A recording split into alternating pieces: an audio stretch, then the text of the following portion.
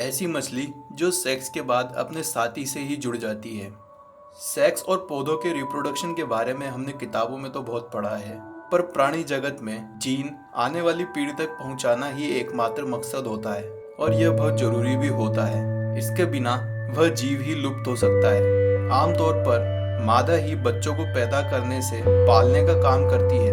Mail ज्यादातर sex करके उन्हें छोड़ देते हैं, पर जैसे कुदरत एक बिल्कुल अजीब ही पहेली है जहां नामुमकिन भी मुमकिन होता है, वैसे ही एक अद्भुत केस में साइंटिस्टों ने पाया है कि एक मछली जिसे एंगलर फिश कहते हैं, सेक्स के दौरान अपने पार्टनर से हमेशा के लिए जुड़ जाती है।